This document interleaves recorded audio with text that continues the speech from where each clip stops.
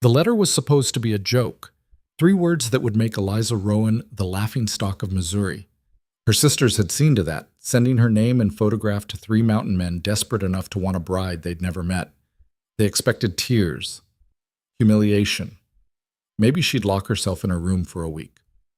What they didn't expect was for Eliza to pack her trunk, board the westbound train, and marry a stranger within 24 hours of arrival. Because here's the thing about being invisible your whole life. You've got nothing left to lose, and everything to prove. If you're watching this story unfold, hit that like button and drop a comment telling me what city you're viewing from. I want to see how far Eliza's journey reaches across the world. Now let's begin. The Rowan sisters were beautiful. Everyone said so. At church socials, at town dances, in the mercantile where Mrs. Patterson would cluck her tongue and declare that Charlotte had her mother's eyes and Vivian had her father's grace. The two of them moved through Clemens, Missouri like sunlight through stained glass. Everything they touched looked better for it. And then there was Eliza. Not ugly, exactly, just plain. Brown hair that wouldn't hold a curl, a face too round, too ordinary, hands too rough from work. She'd stopped trying to keep up with her sisters somewhere around her 16th birthday, the year Charlotte got engaged to the banker's son, and Vivian had 3 proposals in one summer. Eliza was 24 now, and the proposals had stopped coming. Not that there'd been many to begin with. She stood at the kitchen window, elbow deep in dishwater, watching Charlotte and Vivian in the garden. They were supposed to be picking vegetables for dinner. Instead, they were laughing, heads bent together over something Eliza couldn't see. That particular kind of laughter, the kind that had teeth in it, the kind that usually meant trouble for her. "Eliza," her mother's voice cut through the kitchen. "Those dishes won't wash themselves." "Yes, Mama." Eleanor Rowan swept into the kitchen, all rustling skirts and disapproval. She'd been beautiful once, too. You could see it in the bones of her face. Now she just looked tired, and perpetually disappointed in her 3rd daughter. "Charlotte's beau is coming for dinner. I need the good china." "I'll get it down. And for heaven's sake, do something with your hair. You look like you've been dragged through a hedge." Eliza touched the bun at the nape of her neck. A few strands had come loose during the morning's work. Laundry, chicken feeding, floor scrubbing, the things her sisters somehow never had time for. "Yes, Mama." Eleanor left without another word.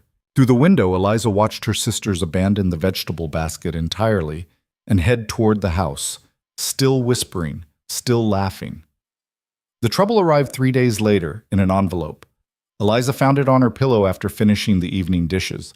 Her name was written across the front in unfamiliar handwriting, bold, masculine, slightly cramped. For a moment her heart did something stupid. A letter. For her. Then she saw Charlotte and Vivian watching from the doorway, and her stomach dropped. "Open it," Charlotte said. Her smile was sharp as cut glass. Eliza's hand shook as she broke the seal. The paper inside was rough, cheap, the kind you'd buy in a frontier town where nobody cared much about quality. "Miss Eliza Rowan, your letter reached me after considerable delay, as mail to this territory is unreliable at best. I confess myself surprised by your inquiry, but not displeased. I am Caleb Hale, 32 years of age. I work a cattle ranch in the Wind River Range with my 2 brothers. The work is hard and the winters are harsh. We need a woman who can manage a household, teach a child, and endure isolation. In return, I can offer marriage, protection, and a roof that doesn't leak. Much. If these terms are acceptable, send word.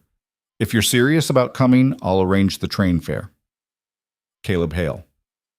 Eliza read it twice, then a 3rd time, while her sister's laughter filled the room like poison gas.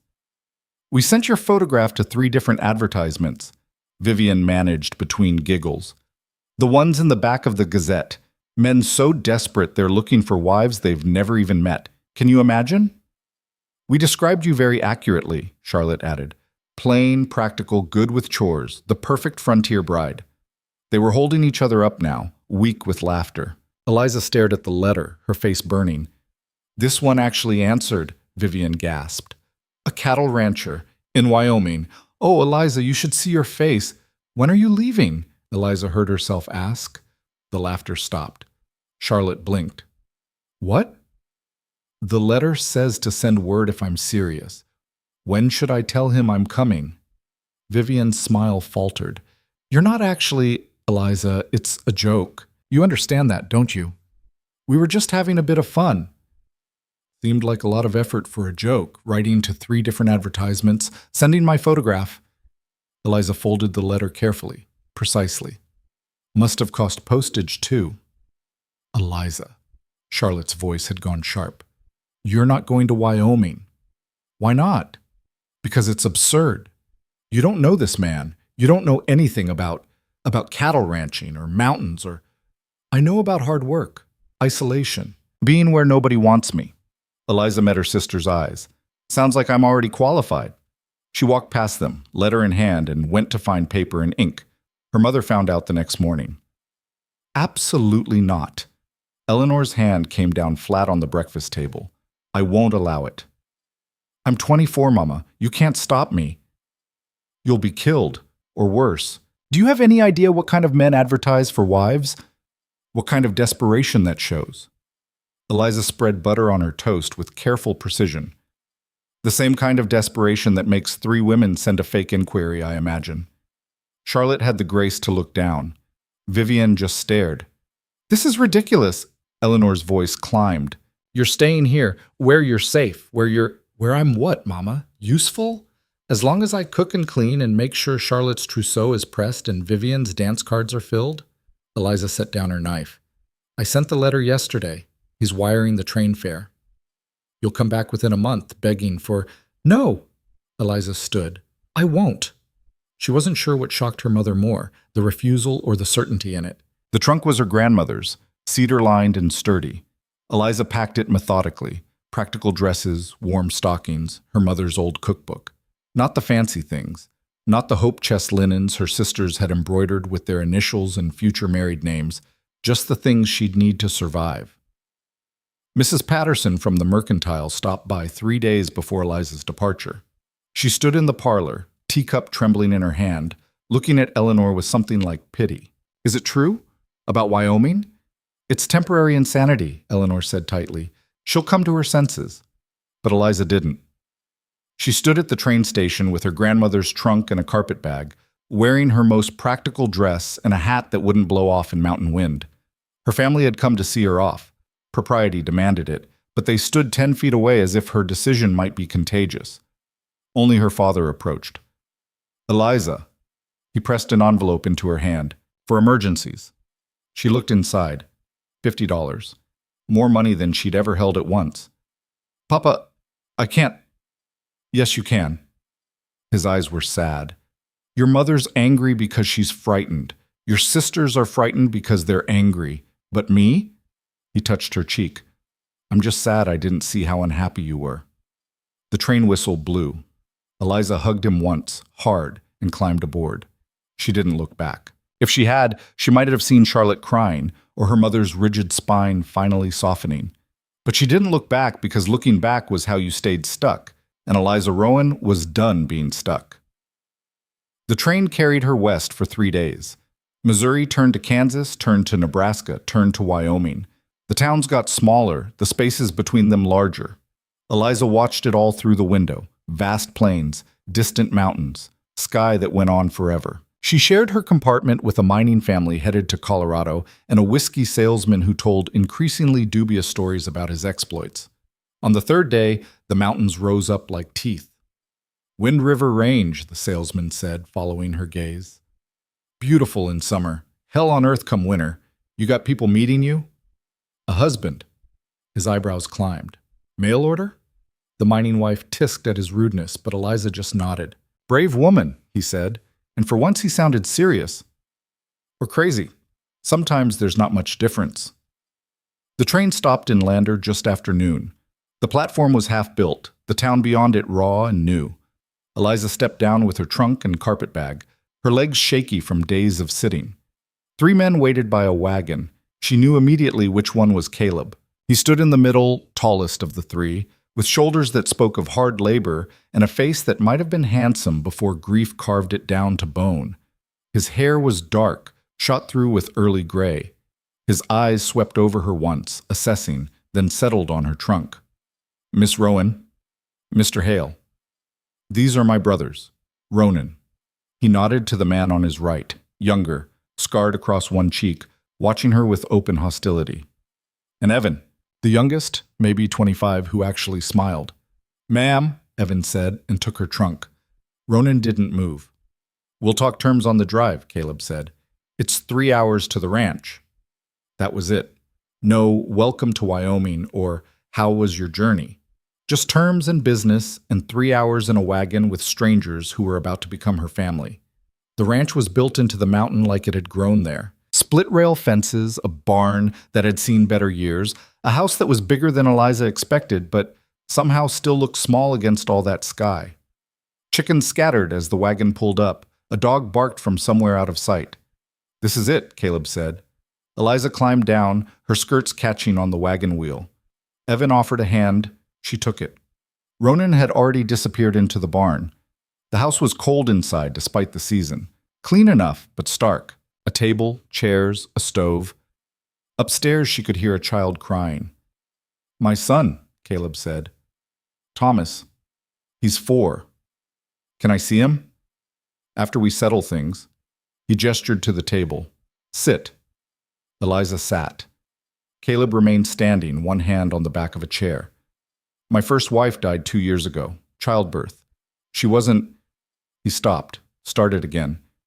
"She wasn't suited to this life. Tried to be. But the isolation, the work, the winters—" His jaw worked. "I need someone who won't break." "I don't break easy." "We'll see." He pulled out a sheet of paper. "These are the terms. You'll manage the house, cook, teach Thomas his letters, garden in summer, preserve food for winter. The work's hard and there's a lot of it. In exchange, you get room, board, my name, and my protection." "And warmth?" Eliza asked quietly. He looked up, startled. "The marriage part, that's included?" Color touched his cheekbones. "If you're willing, I won't force it, but I'm not looking for a housekeeper. I can hire that. I'm looking for a wife." Eliza studied him. Hard man, hard life, hard country. But his eyes were steady, and his hands, though calloused, were clean. He wasn't cruel, just broken. "All right," she said. "All right, you'll marry me? Unless you've changed your mind in the last 3 minutes." Something that might have been a smile ghosted across his face. "Preacher's in town. We can go tomorrow, make it legal. Today's fine too." This time he definitely smiled, brief as lightning. "Eager?" "Practical. No point waiting when we've both already decided." He considered her for a long moment. Then he nodded. "Today, then. I'll hitch up the wagon." They were married in the Lander church by a preacher who looked dubious but took Caleb's money. Evan stood as witness. Ronan didn't come. Eliza wore the same dress she'd traveled in. Caleb wore the same clothes he'd worn to meet her at the station. The ceremony took 5 minutes. When the preacher said, "You may kiss the bride," Caleb looked at Eliza like he was asking permission. She nodded. The kiss was brief, dry, awkward, but it was real. And when they signed the register, Eliza wrote her new name carefully. Eliza Hale. On the drive back, Caleb said, "Thomas hasn't spoken since his mother died. Doctor says there's nothing wrong with his voice. He just stopped. Does he understand when you talk to him?" "Seems to." "Then I'll talk to him, whether he answers or not." Caleb's hands tightened on the reins. "She used to sing to him, my wife, Sarah, every night before bed." "I don't sing," Eliza said, "but I can read stories if you have books." "We have a few." They drove the rest of the way in silence.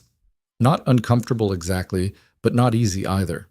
The silence of two people who'd just made promises they weren't sure they could keep. Thomas was in the kitchen when they arrived, sitting at the table with a cup of milk. He was small for 4, with his father's dark hair and wide, solemn eyes. Those eyes tracked Eliza as she came in, measuring, judging. "Thomas," Caleb said, "this is Eliza. She's going to live here now." The boy said nothing, just stared. Eliza crouched down so they were eye level. "Hello, Thomas. I'm told you like stories. I'm not much of a singer, but I can read if you'd like." Nothing. She stood, brushing off her skirts. "Well, the offer stands whenever you're ready." Ronan appeared in the doorway, still wearing his hostility like armor. "So you actually went through with it?" Ronan, Caleb's voice carried a warning. What? I'm just stating facts. You married a woman you met yesterday. A woman who was probably so desperate to escape whatever pit she came from that she'd marry any man with a roof and a pulse. Ronan, Evan said quietly, that's enough. Is it? Ronan's scarred face twisted. Because the last time we brought a woman here who wasn't ready for this life, she... Don't. Caleb's voice cracked like a whip. Don't you dare finish that sentence. The two men stared at each other. Thomas started to cry, silent tears running down his face. Eliza moved before she thought about it, scooping the boy up and carrying him toward the stairs. Which room is his? Evan pointed. End of the hall. She climbed the stairs, Thomas rigid in her arms, and found a small room with a narrow bed and a wooden truck on the floor. She sat on the bed, settled the boy on her lap. It's all right to be scared, she said quietly. I'm scared too. This is all new and strange, and your papa and uncles are very loud when they argue. She smoothed his hair back. But here's what I know. I'm not going anywhere. I'm not your mama. Nobody could be. But I'm here, and I'm staying, and tomorrow morning I'm going to make breakfast and probably burn it because I don't know your stove yet. And you can help me if you want. Or not. Either way is fine. Thomas's crying had stopped. He was watching her face, those solemn eyes trying to decide something. Now, Eliza said, stories. What kind do you like? He didn't answer, but he didn't pull away either. She found a book on the shelf, a battered copy of fairy tales, and started to read. Downstairs, she could hear the argument continuing, Ronan's anger and Caleb's exhaustion, and Evan trying to mediate. But up here, in this small room, there was just her voice and the story, and a little boy who'd forgotten how to speak. When Thomas finally fell asleep against her shoulder, Eliza carried him to the bed and covered him with a quilt. Someone, Sarah probably, had stitched it by hand, tiny careful stitches in a pattern of stars. She touched it once, gently, then went downstairs. The kitchen was empty now. Caleb sat alone at the table, head in his hands. He looked up when she entered. I'm sorry about Ronan. He's angry and grieving and scared, Eliza finished. I understand. Do you? I had sisters who hated me. She moved to the stove, checking what was there. Beans, salt pork, some wilted vegetables. I know what it's like to be the unwanted one. Caleb was quiet for a moment. Then, you're not unwanted. Not by me. It wasn't poetry. It wasn't even particularly romantic. But it was honest, and Eliza found that mattered more. Thomas fell asleep, she said. I read him the one about the brave little tailor. He likes that one. Caleb stood. I'll show you the rest of the house. Your room is upstairs across from Thomas. Mine's at the other end of the hall. Separate rooms? He looked uncomfortable. For now, if you'd prefer... Separate is fine, Eliza said quickly. We barely know each other. The relief in his face would have been insulting if it wasn't so clearly mutual. Her room was small but clean, with a bed, a dresser, and a window that looked out over the mountains. Her trunk was already there, hauled up by Evan probably. Eliza unpacked mechanically, hanging dresses, storing under things, placing her grandmother's Bible on the dresser. When she was done, she went to the window. The sun was setting behind the mountains, turning the sky purple and gold. It was beautiful in a harsh, unforgiving way, like the land itself, like the men who worked it, like the life she'd chosen. There was a knock, Evan holding a lamp. Thought you might need this. Gets dark fast out here. Thank you. He lingered in the doorway. Ronan will come around. He loved Sarah, we all did. And when it happened, he sort of broke. Blamed himself, blamed Caleb, blamed everyone. And now he blames me for not being her. Yeah, but Evan's smile was sad. But you're right, you're not her. And maybe that's what we need, someone different. Someone who actually chose to be here. After he left, Eliza sat on the bed and let herself feel it all, the fear, the exhaustion, the strange unreality of being married to a man whose face she'd barely memorized. She thought about her sisters, probably laughing about how she'd actually gone through with their joke, about her mother's disappointment, her father's sad eyes. Then she stood up, smoothed her dress, and went downstairs to figure out how to work a Frontier stove. Because this was her life now. And she'd be damned if she'd let anyone, her family back in Missouri or her new family here in Wyoming, watch her fail. The beans burned anyway. But Caleb ate them without complaint, and Thomas actually looked at her across the table, and Ronan stayed in the barn. It was a start. The first week was a study in mutual wariness. Eliza learned the rhythms of the ranch the way you'd learn a foreign language, by immersion and mistakes. The stove heated unevenly, hotter on the left. The well water had a mineral taste that took getting used to. The chickens were vicious and had a particular hatred for her skirts. She gathered eggs with welts on her hands and served them without comment. Caleb left before dawn and returned after dark, smelling of cattle and sweat and mountain air. He ate whatever she put in front of him, thanked her quietly, and disappeared upstairs. On the third night, she heard him pause outside her door. His shadow broke the line of light beneath it, but he didn't knock, and after a moment, his footsteps continued down the hall. Thomas watched her constantly, but said nothing. She read to him every night, and sometimes during the day when he appeared in the kitchen doorway like a ghost. He never came closer than 5 feet, never touched the book she offered. But he listened. Ronan avoided her entirely. He took his meals in the barn or ate before she woke. When they passed each other in the yard, he looked through her like she was made of glass. Evan was the only one who talked to her like she was human. "You're doing good," he said on the 4th morning, watching her wrestle with the hand pump. "Better than—" He stopped. "Better than Sarah?" His face colored. "I wasn't going to say that." "But you thought it." Eliza wiped her wet hands on her apron. The pump had finally cooperated, water splashing into the bucket. "It's all right. You can talk about her. I know she existed. Caleb doesn't like a lot of things. Doesn't mean we can't acknowledge them." She picked up the bucket. "What was she like?" Evan looked toward the barn, then back at her. "Small, pretty, sang like an angel, but she cried a lot, especially the first winter. Couldn't stand the quiet. Couldn't stand being so far from everything." He shoved his hands in his pockets. "We tried. All of us. But this place, it's not for everyone. And you think it's not for me either. I think you haven't run yet. That's something." The bucket was heavy. Eliza shifted her grip, water sloshing over the rim. "I didn't come here to run, Evan. I came here to stay." "We'll see," he said, but he smiled when he said it. By the second week, Eliza had mapped the house's deficiencies. The parlor window had a crack that let in cold air. The pantry needed better organization.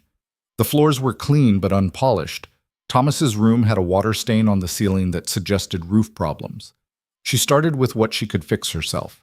The pantry took 2 days. She pulled everything out, scrubbed the shelves, reorganized by type and season. Canned goods here, dry goods there. Medical supplies on the top shelf away from curious children. When Caleb came in for supper that night, he stopped dead in the doorway. "What did you do?" Eliza looked up from the stove. "The pantry was a mess. Now it's not." He walked over, opened the door, stared. "I can actually find things." That's generally the point of organization. Sarah never... He caught himself. I mean, she had other priorities. I'm sure she did. Eliza dished out stew. Better than the beans, not by much. But this is what I'm good at. Fixing things. Making them work better. Caleb took his bowl, still looking at the pantry like it had performed magic. "Thank you." It was the first time he'd thanked her for something that wasn't a meal. The next morning, she found a small jar of honey on the kitchen table. No note. But Caleb was already gone, and Evan didn't eat honey, and Ronan still wasn't speaking to her. She put it in the newly organized pantry and tried not to smile. Thomas started following her around the house on the 10th day. Not close. Never close. But always within sight, watching as she swept, scrubbed, mended. When she talked to him, he didn't respond, but his eyes tracked her face like he was memorizing it. "You can help if you want," she said one afternoon, kneading bread. "It's not difficult." He didn't move. "Or you can keep watching. That's fine too." She punched down the dough, turned it, kneaded again. The rhythm was soothing, familiar. "I had a nephew back in Missouri, my sister Charlotte's boy. He used to watch me bake too, until one day he stuck his whole hand in the flour bin." She smiled at the memory. "Looked like a little ghost, flour everywhere." His mother was furious. Thomas's mouth twitched. Not quite a smile, but something. You want to try? Eliza asked. He took one step forward, then another. When he reached the table, she tore off a piece of dough and handed it to him. His small hands worked it clumsily, unsure. She guided his fingers, showing him how to fold and press. They worked in silence for 20 minutes. When the bread was shaped and rising, Thomas looked up at her. His mouth opened. She held her breath, but nothing came out. Whatever words he'd been reaching for stayed locked inside. "That's all right," Eliza said quietly. "We've got time." That night, Caleb noticed. "He let you touch him," he said, watching Thomas eat the bread he'd helped make. "He hasn't let anyone touch him since Sarah died." "I know." Eliza poured coffee, strong and bitter the way Caleb seemed to prefer it. "He's not ready to talk, but he's ready for something. That's progress. You're good with him. I'm patient with him. There's a difference." Caleb studied her across the table. "You're not what I expected." "What did you expect?" "Someone desperate. Broken, maybe. Running from something." Eliza met his eyes. "I am running from something. Just not the thing you think." "What then?" She considered lying, considered deflecting. But there was something about the way he asked, genuinely curious, not judging, that made her answer honestly. "Invisibility. I was so invisible in my own family I could have disappeared and they wouldn't have noticed for days, except when they needed someone to cook or clean or make them look good." She traced the rim of her cup. "Here, at least, I'm visible, even when I'm failing." "You're not failing." "I burned supper twice this week. The chickens hate me. Your brother looks at me like I'm a plague carrier. Ronan looks at everyone like that now." "Even you?" Caleb's jaw tightened. "Especially me. I'm the one who brought Sarah here. I'm the reason she—" He stood abruptly, knocking his chair back. "I should check on the horses."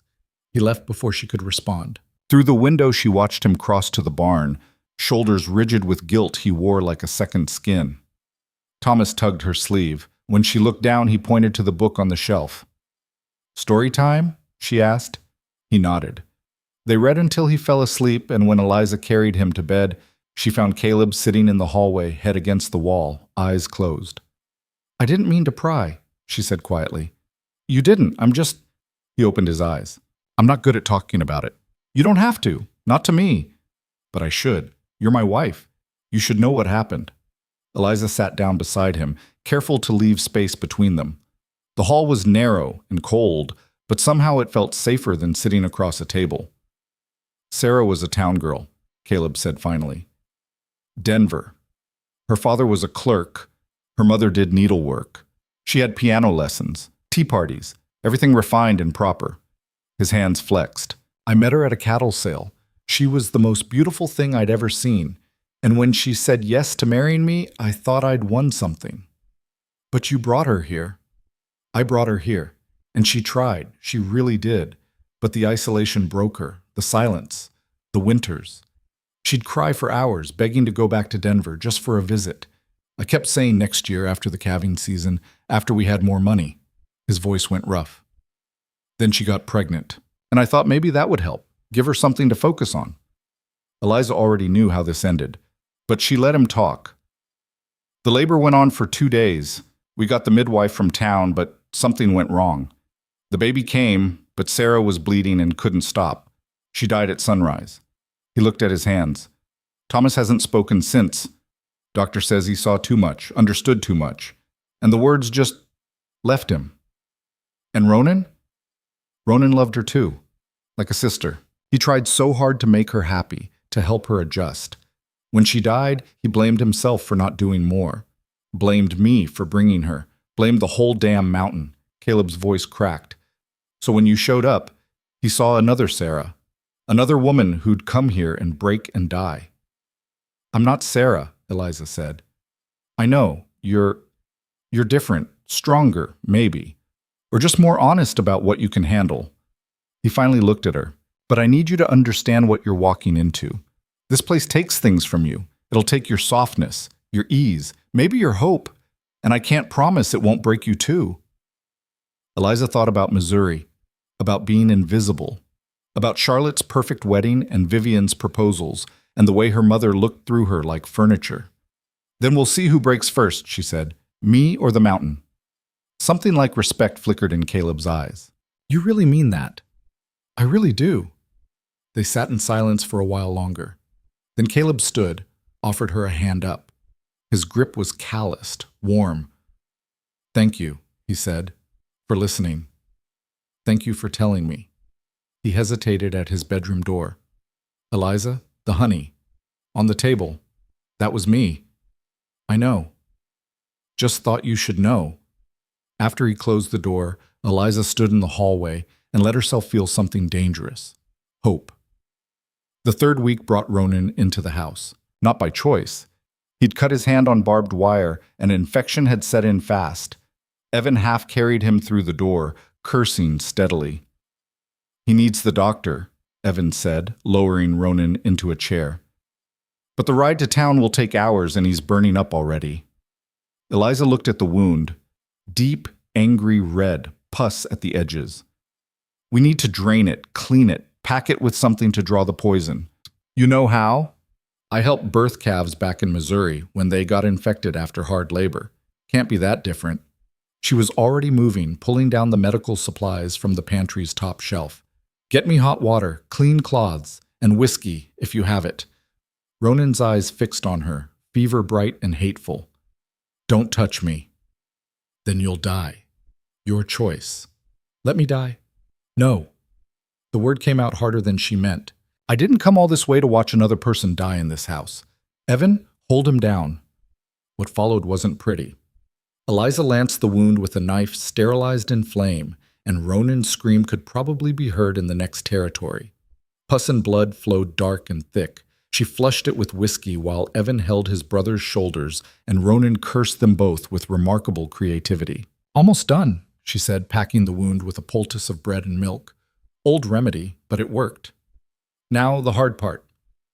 "That wasn't the hard part?" Evan's face was white. "The hard part is keeping him still for the next 3 days while it heals." Ronan passed out halfway through the bandaging, which made everything easier. They got him upstairs to his room. Eliza had never been inside before. It was sparse, almost monastic. A bed, a chair, a chest of drawers. No photographs. No personal items except a knife collection on the wall. "He'll fight you," Evan warned, "when he wakes up. Then I'll fight back." She did. For 3 days, Ronan alternated between fever dreams and rage. He tried to rip off the bandages, tried to leave the bed, called her every name she'd ever heard, and several she hadn't. Eliza forced water down his throat, changed the dressing, and refused to rise to the bait. On the second night, delirious, he called her Sarah. "I'm sorry," he mumbled, eyes unfocused. "I'm sorry I couldn't save you. I'm sorry I wasn't enough." Eliza's throat tightened. She wrung out a cool cloth, placed it on his forehead. "I'm not Sarah, and you don't need to save me. Everyone needs saving here. This place eats people. Then I'll make sure it chokes." Caleb came in around midnight, haggard from a day of fence repair. "How is he?" "Fever's breaking. He'll live." Eliza stood, stretching her back. She'd been sitting for hours. "He talks in his sleep." "About Sarah?" "About guilt. About not being enough." She looked at Caleb. "You're all carrying her death like stones. Ronan, you, even Thomas in his own way. But guilt doesn't change what happened. It just makes the living harder. You sound like you know something about guilt." "I know something about carrying weight that isn't yours." She moved to the door. "I'll check on him again in a few hours. Try to sleep." But Caleb followed her downstairs. "Why are you doing this?" "Taking care of him. He's been nothing but cruel to you." "Because he's family, my family now. And family doesn't abandon each other just because things are hard." "Your family abandoned you." The words hung in the air between them. "They did," Eliza said finally, "which is exactly why I know how much it hurts, and exactly why I won't do it to anyone else."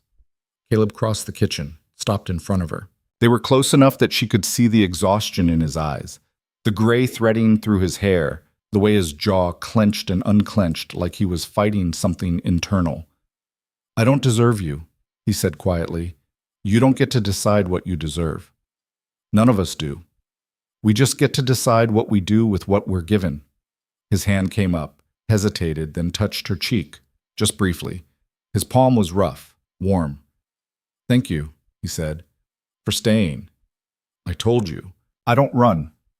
On the fourth day, Ronan woke up clear-eyed and lucid. Eliza was changing his bandage when his hand shot out, gripped her wrist. "Why?" His voice was hoarse from disuse.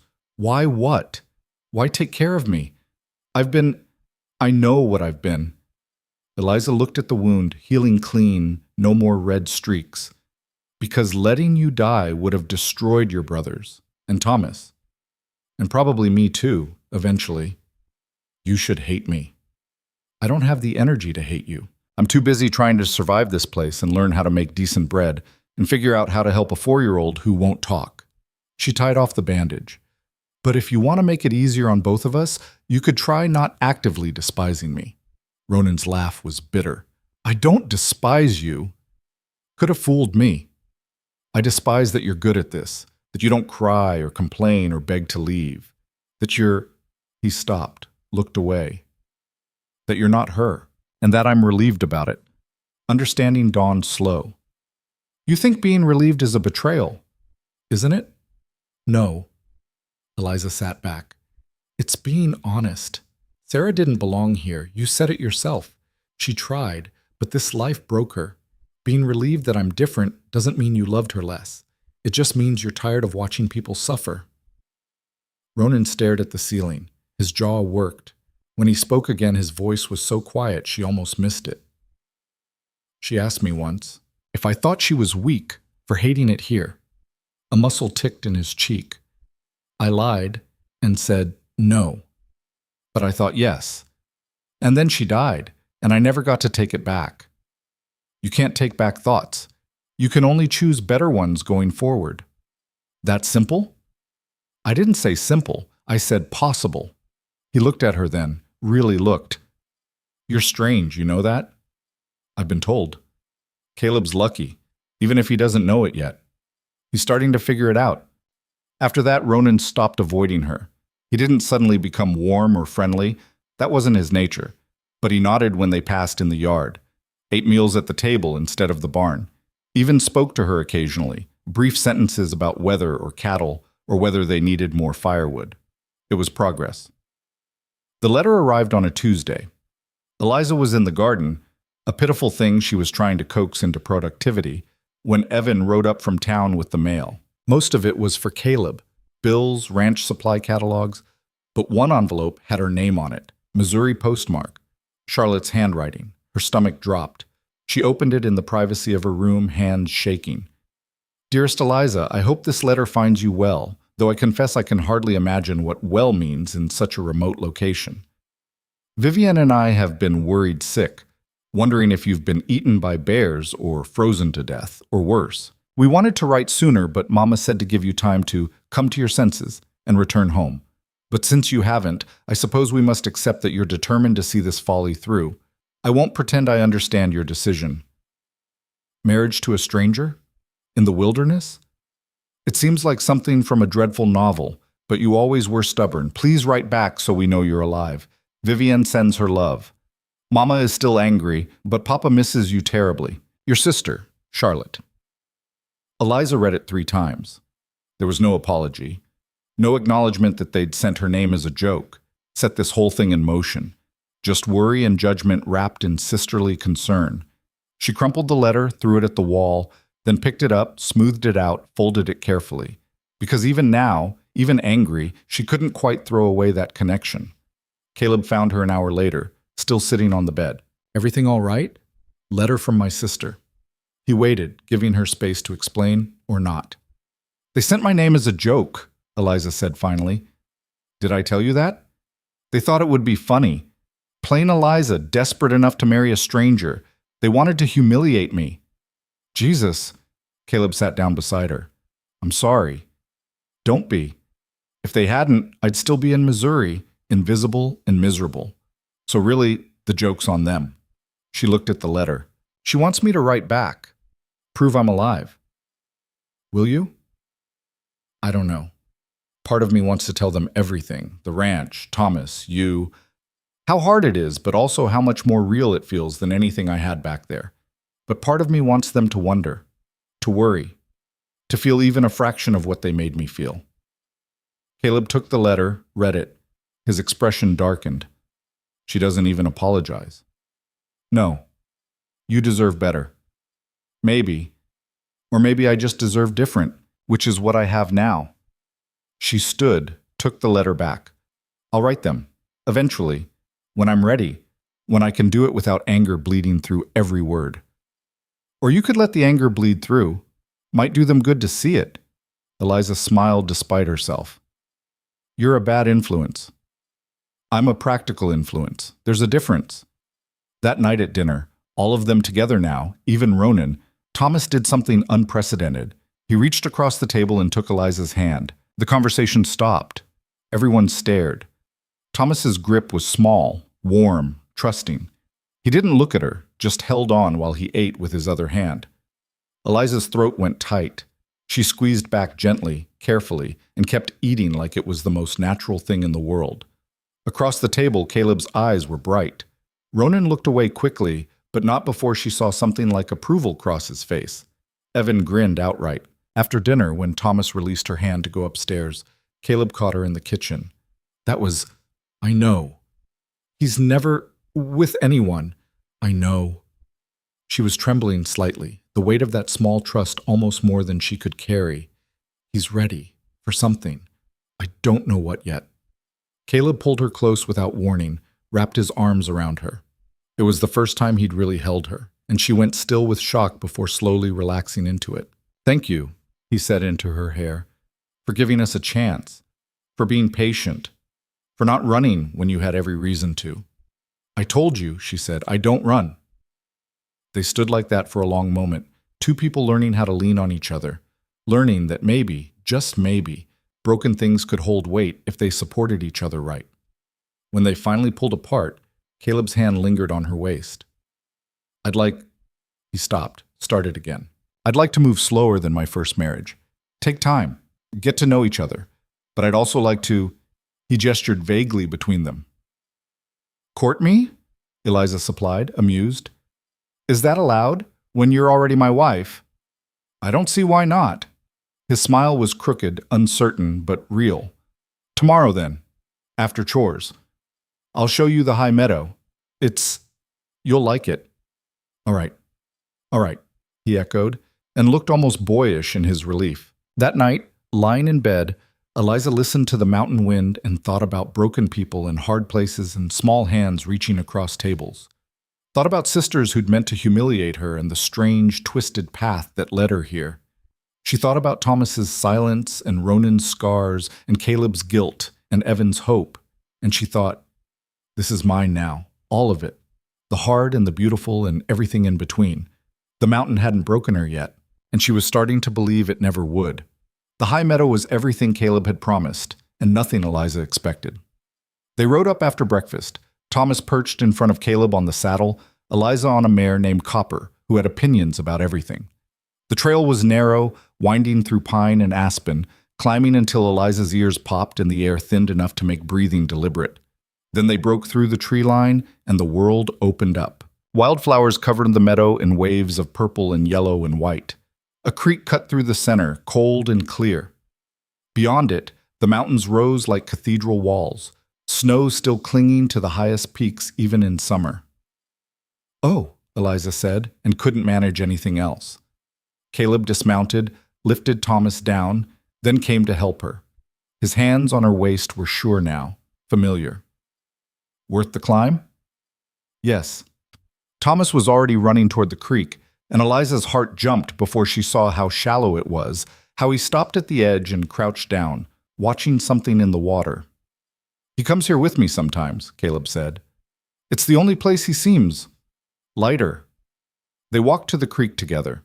Thomas had found a frog, was watching it with the intense focus children bring to small wonders. When Eliza sat beside him, he looked up and smiled. Actually smiled. The expression transformed his face, made him look less haunted, more like the child he should have been. You going to catch it? She asked. He shook his head, content to watch. Caleb settled on her other side, close enough that their shoulders touched. I used to come here when things got bad. After Sarah died. After everything. Felt like the only place I could breathe. It's beautiful. It's honest. No pretense. Just rock and water and things growing where they can. He picked up a smooth stone, turned it over in his palm. I wanted you to see it, so you'd know there's more to this place than just work and hardship. I already knew that. Did you? Eliza thought about dawn light on the mountains, about the way Thomas's hand felt in hers, about Ronan's grudging respect and Evan's easy friendship. Yes, the hard parts are just louder, but the good parts, they're here too. Caleb tossed the stone into the creek. I'm trying, to be a better husband than I was before, to not just expect you to fit into something that wasn't built for you. Caleb, let me finish. He looked at her, really looked.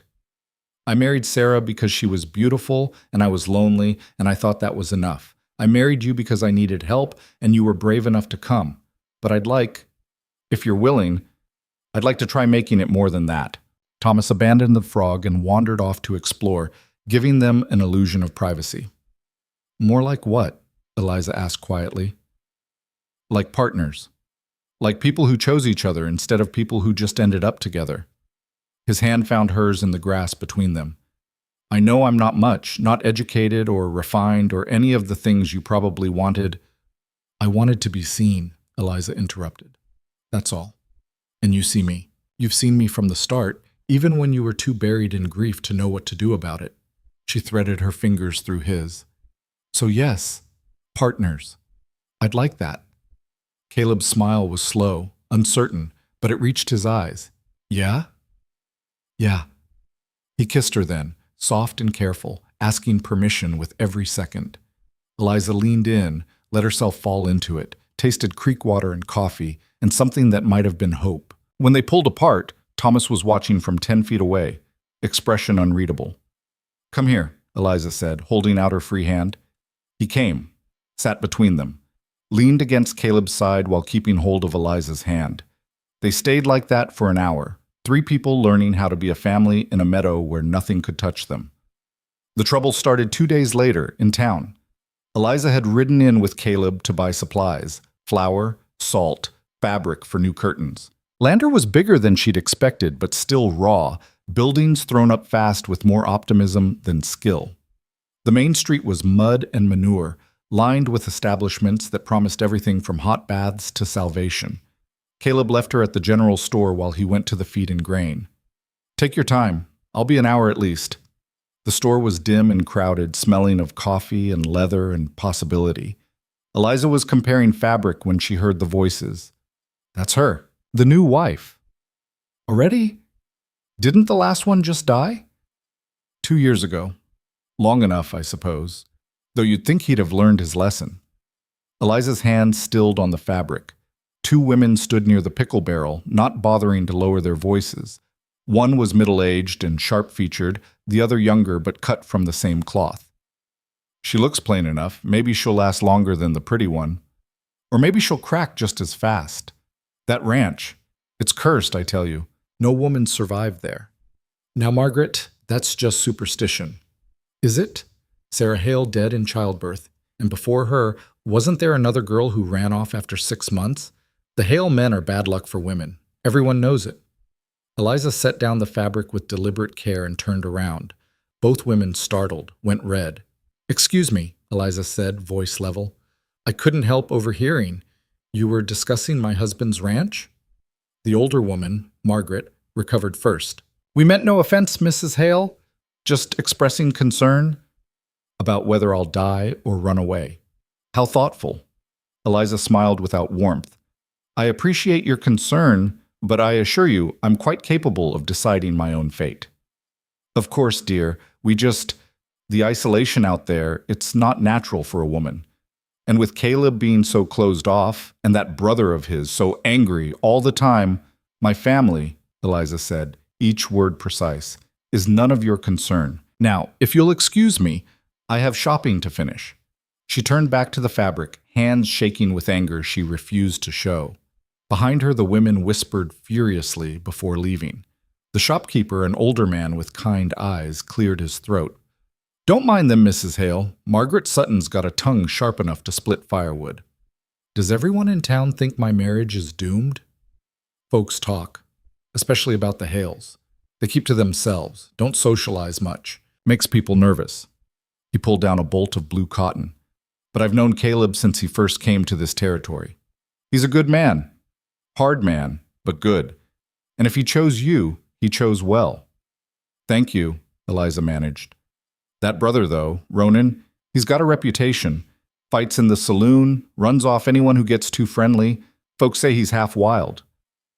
Eliza thought of Ronan, delirious with fever, apologizing to a ghost. "He's grieving. People handle it differently. But charitable of you." The shopkeeper wrapped the fabric. "You need anything else, you just ask. And don't let the gossips get to you. Town's small enough they've got to chew on something." When Caleb came back, Eliza was waiting by the wagon, packages loaded. He took one look at her face and frowned. "What happened?" "Nothing. Town gossip." "About you?" "About us. Apparently we're cursed and I'm doomed to die or run away." She climbed onto the wagon seat. "It's fine." "Eliza, it's fine, Caleb. I don't care what they think." But she did care, and he knew it, and the ride home was tense with things unsaid. That night, Ronan proved the gossips right about one thing. He came home past midnight, drunk and bleeding from a split lip. Evan was right behind him, looking exhausted. "What happened?" Caleb demanded. "Some bastard at the saloon made a comment about Eliza," Ronan said, slurring slightly. "Said she must be desperate or damaged to marry into this family. So I broke his nose."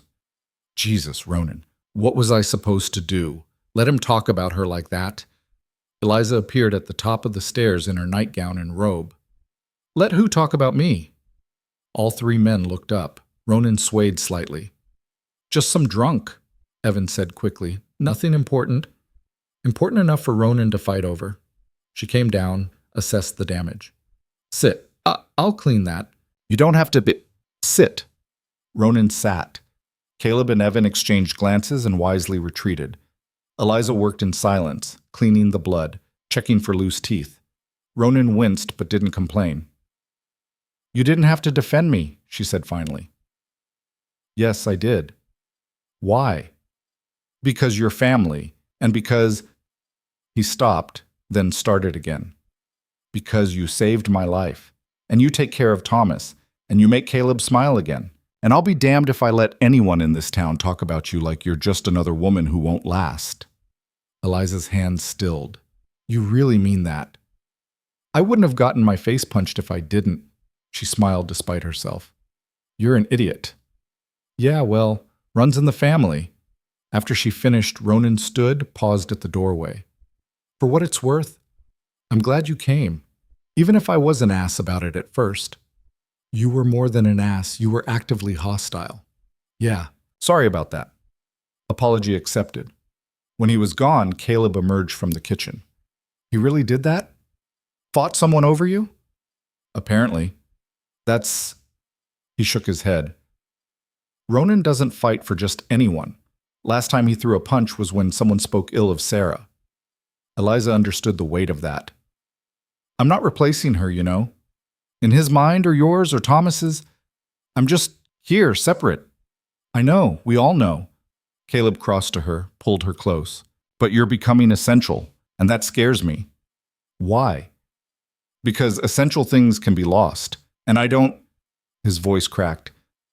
"I don't think I could survive losing someone again." Eliza pulled back enough to see his face. "Then don't lose me. Keep me. Choose me every day. Let me choose you back. And stop waiting for disaster." "I don't know how to do that." "Then learn. We'll both learn." They went upstairs together, and for the first time, Caleb paused at her door instead of continuing to his own room. Would you mind if I stayed? Just to sleep. I don't want to be alone tonight." Eliza's heart stuttered. "All right." They lay in the narrow bed, awkward and careful, trying to find a way to fit together. Finally, Caleb turned on his side and Eliza curled against his back, one arm around his waist. She felt him relax, muscle by muscle, until he was breathing deep and even. Safe. They both felt safe. The next morning brought the letter. It arrived with the regular mail delivery, but this one was different. Addressed to Caleb in a woman's handwriting, postmarked from Denver. Eliza's stomach clenched when she saw it. She knew that handwriting from the few things of Sarah's that remained. A recipe card. A note to Thomas that had never been read aloud. Sarah's mother. Caleb opened it at breakfast, went pale, set it down without reading the whole thing. "What is it?" Evan asked. "Sarah's mother. She's coming to visit." His voice was flat. "She wants to see Thomas. Make sure he's being properly cared for." "When?" Eliza asked quietly. 2 weeks. The table went silent. Even Thomas seemed to sense the tension, pushing his eggs around without eating. "She doesn't know about me," Eliza said. "Does she?" "No. I should have written, but you didn't know how to tell her you'd remarried, that you'd replaced her daughter." "I didn't replace—" "I know. But she won't see it that way." Eliza stood, started clearing plates. 2 weeks. We'll make the house perfect. Show her Thomas is thriving. Make it clear I'm not trying to erase Sarah." "Eliza."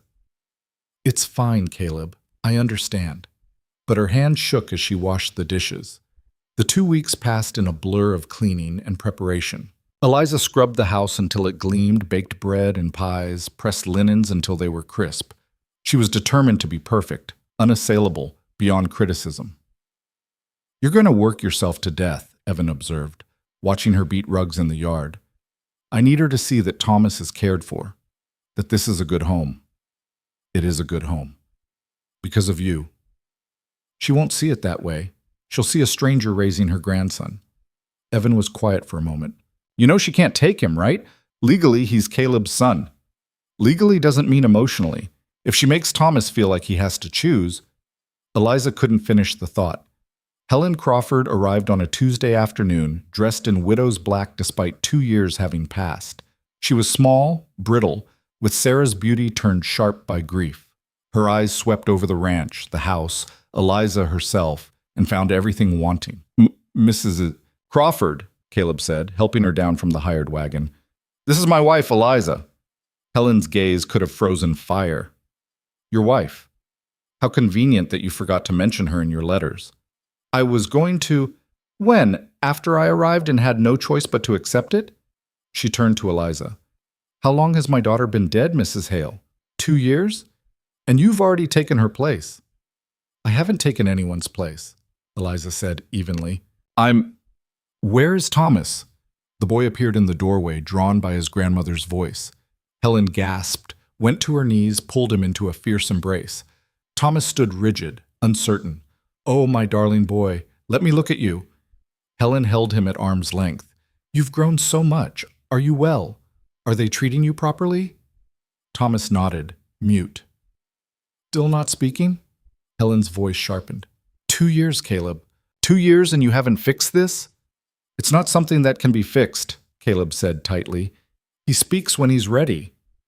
Or maybe he's traumatized by losing his mother and being raised by strangers." Helen stood, still gripping Thomas's hand. "I'd like to see his room." Eliza led her upstairs, stomach churning. Thomas's room was clean, organized, filled with the small comforts she'd added. Books, a carved horse Evan had made, a quilt she'd started but hadn't finished. Helen inspected everything with a critical eye. "You've changed things. Sarah had different curtains. These block the draft better. And the quilt she made? Where is it?" "On his bed. The new one is for winter." Helen's fingers traced Sarah's stitching. "My daughter made this. Spent months on it while she was pregnant, dreaming of her son." Her eyes were bright with tears.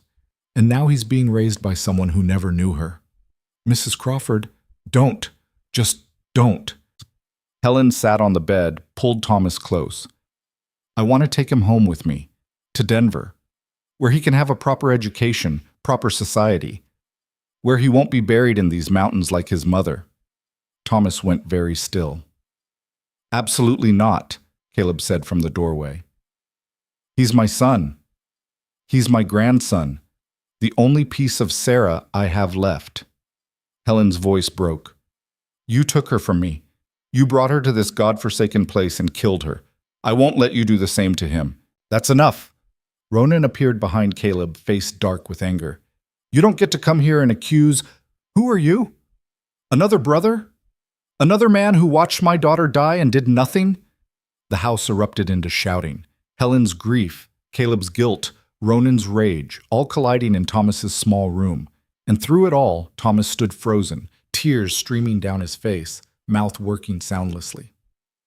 Stop! Eliza's voice cut through the chaos. Everyone out, now, except Thomas. They stared at her. I said out.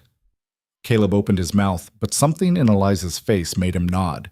He ushered Helen and Ronan into the hallway, closed the door. Eliza knelt in front of Thomas, took his shaking hands in hers. Listen to me, she said quietly. Nobody is taking you anywhere you don't want to go. Not to Denver, not anywhere. You belong here, with your papa and your uncles and me. Do you understand? Thomas nodded, still crying. Your grandmother is sad because she misses your mama. And when people are sad, sometimes they say things they don't mean. But you're safe, I promise. Thomas's mouth opened, closed, opened again. Mama, he whispered. The first word he'd spoken in 2 years. Eliza's breath caught. What, sweetheart? Mama sang. His voice was rough, unused. You don't sing. No, I don't. But you, he struggled with the words. You stay. Understanding crashed over her. I stay? Yes, I'm not going anywhere. Grandma wants to take me. Your grandma is scared, but I won't let anyone take you. Neither will your papa. She wiped his tears. You're stuck with us. Thomas launched himself at her, wrapped his arms around her neck. Don't go. Please don't go. I won't. I promise. I won't. She held him while he sobbed, 2 years of silence breaking open all at once. And when he finally quieted, she carried him downstairs. The adults were in the kitchen, the argument clearly having continued. They all stopped when they saw Eliza with Thomas. He spoke, she said simply. Caleb's face transformed. What did he say? Tell them, Eliza encouraged. Thomas buried his face in her shoulder. Don't want to go to Denver, want to stay here. Helen made a choked sound. Thomas, darling, I only want what's best. I want to stay. Louder now. With Papa and Eliza. The name hit the room like thunder. Not the new lady or her. Eliza. He'd claimed her. Helen sat down heavily. He spoke. After 2 years, She looked at Eliza. Really looked. What did you do? I just promised not to leave. Sarah promised that too. Sarah didn't have a choice. I do, and I choose to stay. Eliza met Helen's eyes. I'm not trying to replace your daughter, Mrs. Crawford. I know I never could, but I'm trying to give Thomas a home where he feels safe enough to use his voice again. And if that's not what you want for him, then we have nothing more to discuss. The silence stretched. Then Helen stood, walked to Thomas, touched his hair. May I hug you, darling? Thomas nodded. Helen embraced him, careful and desperate. I'm sorry, she whispered. I'm so sorry. I was angry at the wrong person. She looked up at Caleb. All this time, I blamed you for bringing her here, for not saving her. But she loved you, she chose you, and maybe that's enough. Caleb's throat worked. I loved her too. I did. I know. Helen released Thomas, stepped back. And now you love this one. I can see it. Don't deny it. It's written all over your face. She turned to Eliza. Take care of them, all of them. They're broken, but they're good. I know, Eliza said softly. Helen stayed 3 more days. The tension didn't disappear, but it softened into something manageable. She told Thomas stories about Sarah, and Eliza listened without jealousy. She taught Eliza Sarah's recipe for apple cake, and they baked it together while Thomas watched. On the morning she left, Helen took Eliza aside. I was wrong about you, she said. You're not what I expected. What did you expect? Someone grasping.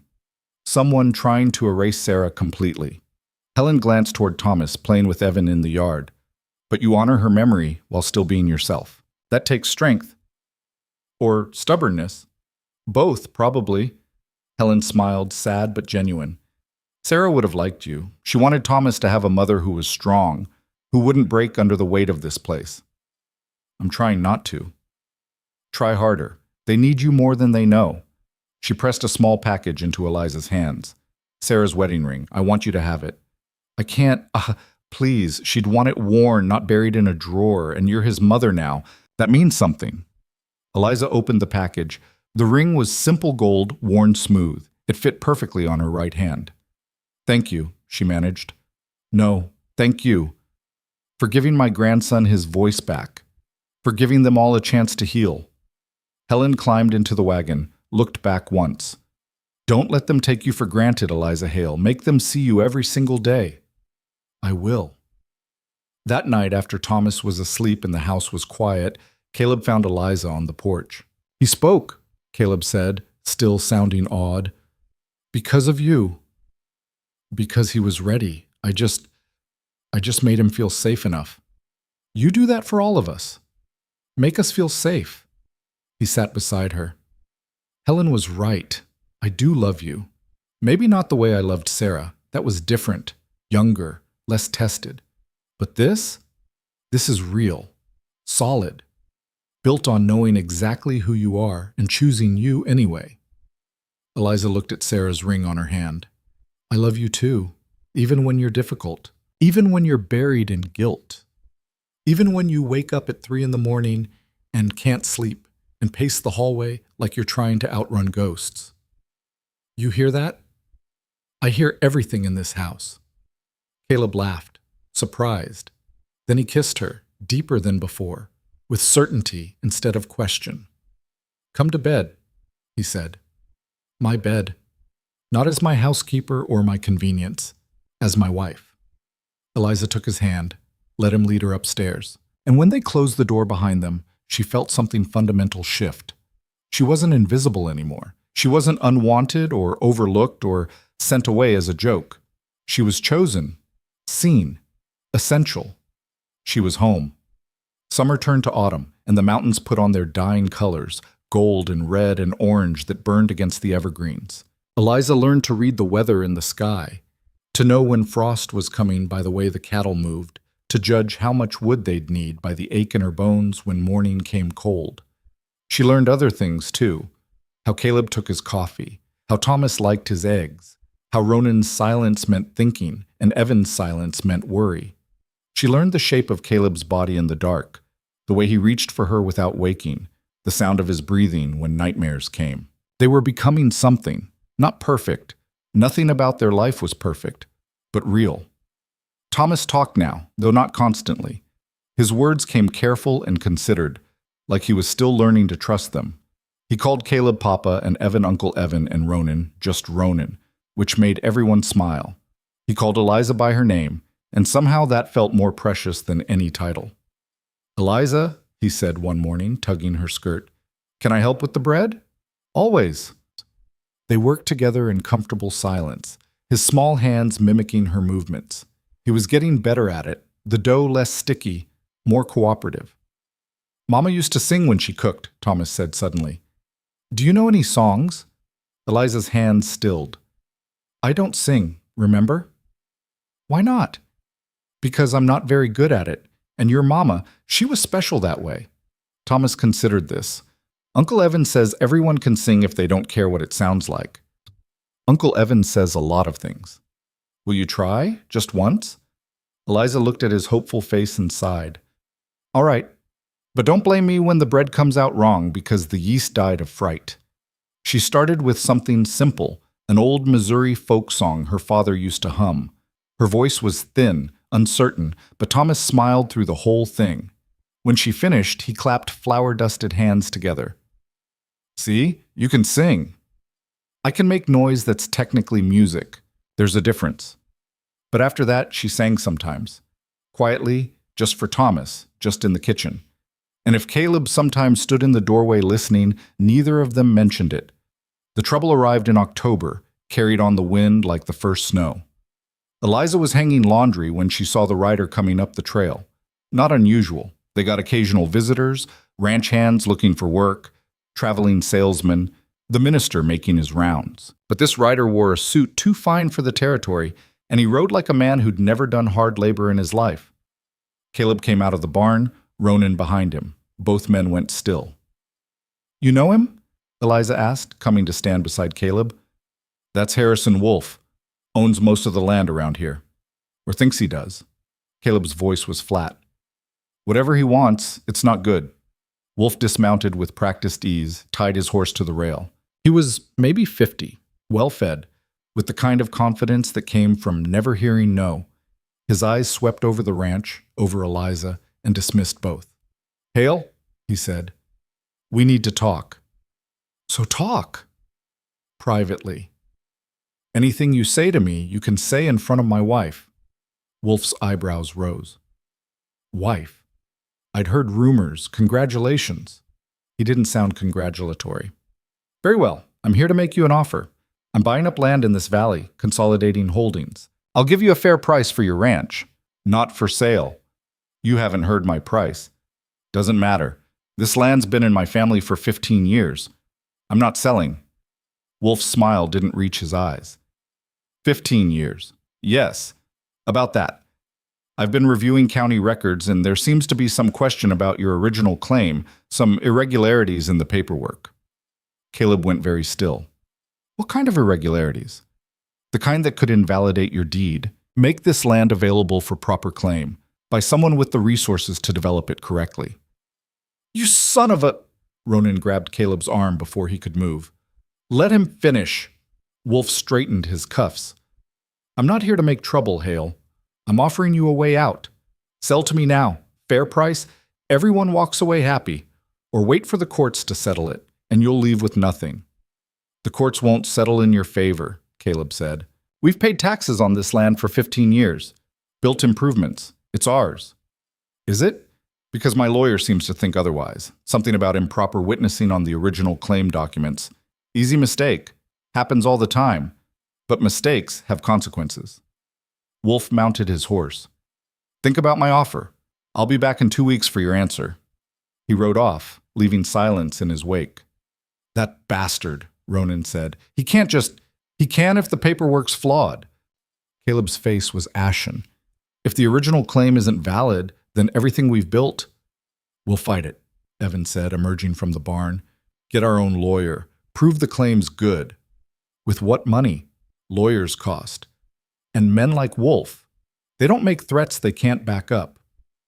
Eliza watched her husband's world crumble behind his eyes. "We need to see the original documents. Check what he's claiming." "They're in the county office, in Lander." Caleb ran a hand through his hair. "I'll ride in tomorrow." "We'll ride in," Eliza corrected. "I'm coming with you." That night, Caleb couldn't sleep. Eliza found him at the kitchen table past midnight, going through old papers, bills of sale, tax receipts, every piece of proof they'd ever belonged here. "Talk to me," she said, sitting across from him. "My father filed the original claim when this territory was barely organized.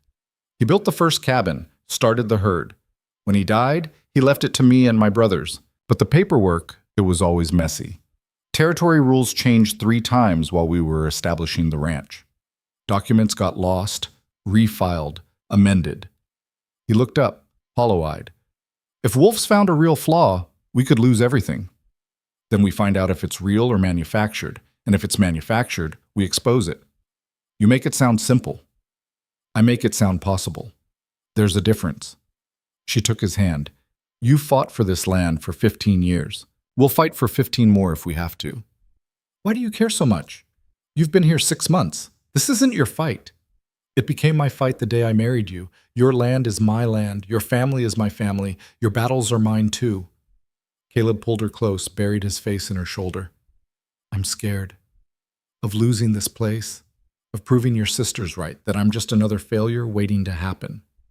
"You're not a failure. And my sisters are idiots who wouldn't recognize real strength if it bit them." She held him tight. "We'll figure this out, together." The county office was a cramped room above the general store, presided over by a clerk who looked about 12 and perpetually confused. Caleb requested their land claim documents, and the boy disappeared into a back room filled with filing cabinets and dust. He returned 20 minutes later, empty-handed. "Can't find them," he said. "Got documents from 65, 67, but nothing from 64 when you say the claim was filed." "They have to be there," Caleb said. "We've paid taxes based on those documents for 15 years. "Sure, but that don't mean the originals are still here. Files go missing all the time. Fires, floods, people just filing things wrong." The clerk shrugged. "Could be anywhere. Could be lost." "Convenient," Eliza murmured. Caleb heard her.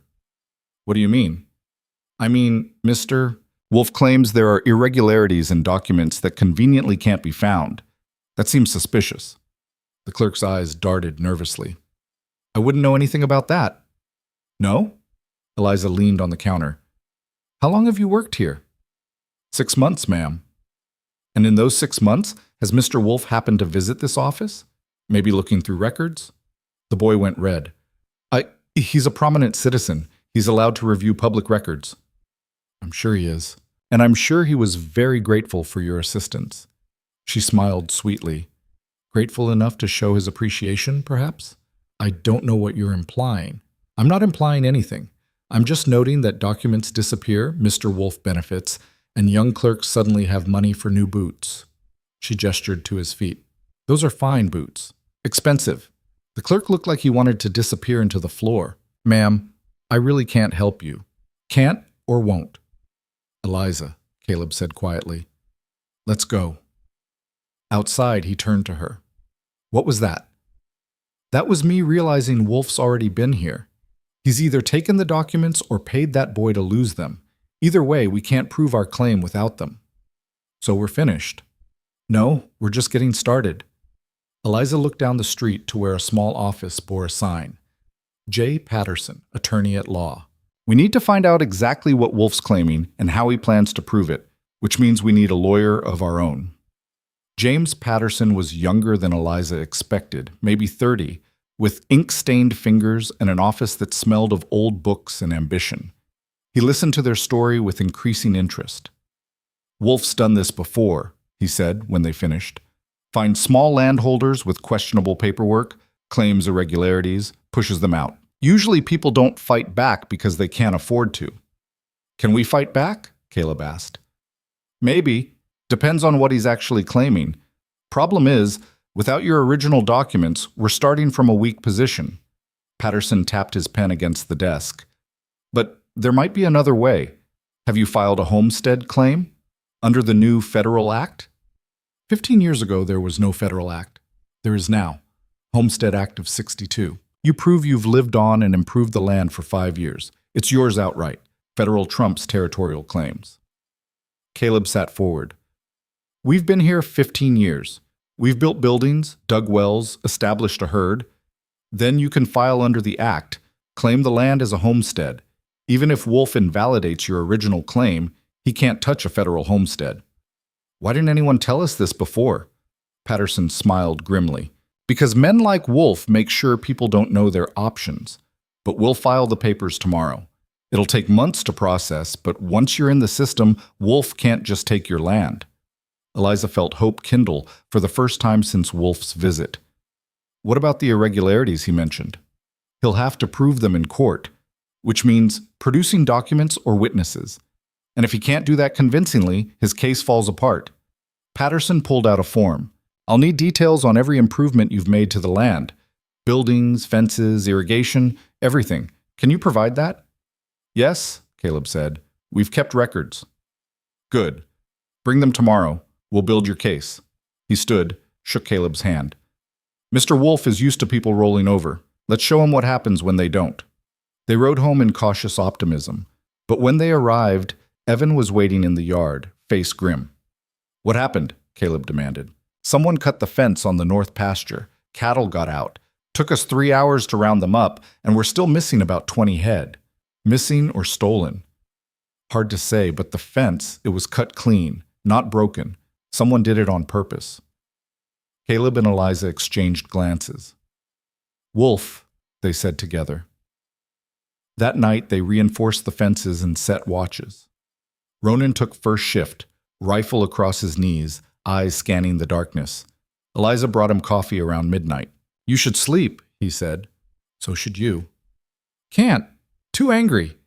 He accepted the coffee, drank it black and bitter. "That son of a bitch thinks he can just take what's ours. He's done it before. To other people. He'll keep doing it until someone stops him. Then we stop him. Legally. Through the courts." Ronan snorted. "Courts favor men with money. Always have." "Maybe. But we have something he doesn't." Eliza sat on the fence rail beside him. "We have the truth. And we have each other. And we have a reason to fight that's bigger than profit." "You really believe that's enough?" "I have to. Because if it's not, then what's the point of any of this?" She gestured at the ranch, dark and quiet under stars. "We either believe that doing the right thing matters, or we give up now." Ronan was quiet for a long time. "You know what's funny? When you first got here, I thought you were just another woman who'd break. Another Sarah." He glanced at her. "But you're not fragile. I don't know the word for it. Stubborn doesn't cover it. Try relentless." He laughed. "Yeah, that fits." His expression sobered. "But relentless doesn't stop bullets. If Wolf escalates, then we escalate back. Within the law. And if the law doesn't protect us?" Eliza didn't have an answer for that. The harassment continued over the next week. Small things, designed to wear them down. Tools went missing. A water trough was poisoned. The barn door was left open one night, and they lost a horse that wandered off and broke its leg in a ravine. Caleb aged years and days. Eliza watched him grow harder, more brittle, the weight of protecting his family and his land crushing him slowly. "We could just sell," he said one night, the words bitter as ash. "Take Wolf's offer. Start over somewhere else." "Is that what you want?"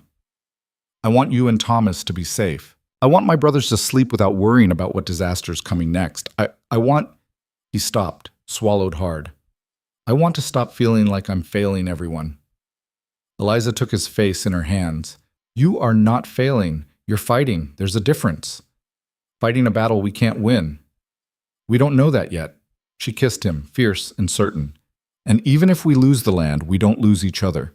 We don't lose Thomas. We don't lose what we've built together. That's not in Wolf's power to take." The hearing was set for November 1st, in the makeshift courthouse that served 3 territories. Eliza spent the days before preparing, gathering every document, every receipt, every piece of proof they'd ever existed on that land. She found the old survey maps in a trunk in the attic, found bills of sale for lumber and livestock, found tax records going back to the first year. She organized it all with the same precision she'd brought to the pantry, building their case piece by piece. Thomas watched her work with solemn eyes. "Are we going to lose the house?" "Not if I have anything to say about it." "But what if the bad man wins?" Eliza set down the papers. "Then we'll find another house. But you know what? Houses are just buildings. Home is the people you're with, and nobody can take that away. Promise?" "I promise." The morning of the hearing, Eliza dressed in her best dress, the one she'd worn to marry Caleb, and braided her hair into severe submission. Caleb wore his only suit, the one from his first wedding that still smelled faintly of cedar. Together they looked like what they were, frontier people out of their depth, but determined anyway. The courthouse was packed. Apparently land disputes drew crowds.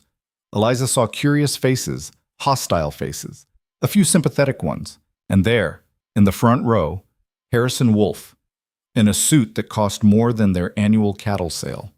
The judge was an older man, weathered and skeptical, who looked like he'd heard every lie the West had to offer. He called the hearing to order and gestured for Wolf's lawyer to begin. The lawyer was slick, practiced, devastating.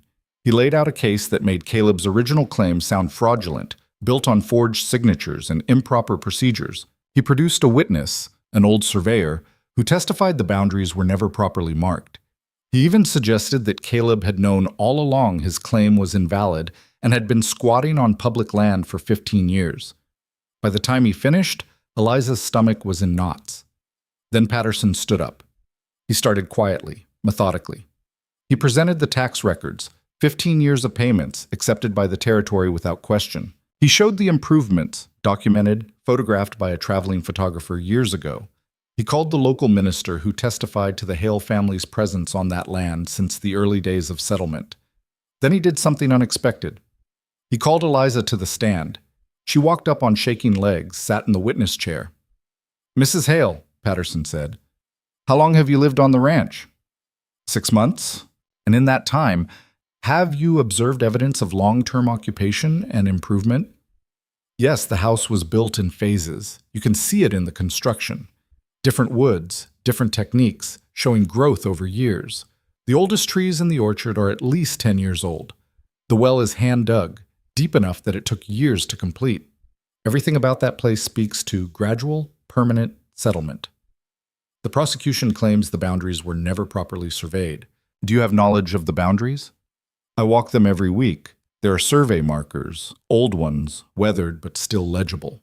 They match the description in our tax documents exactly. Wolf's lawyer stood. Objection.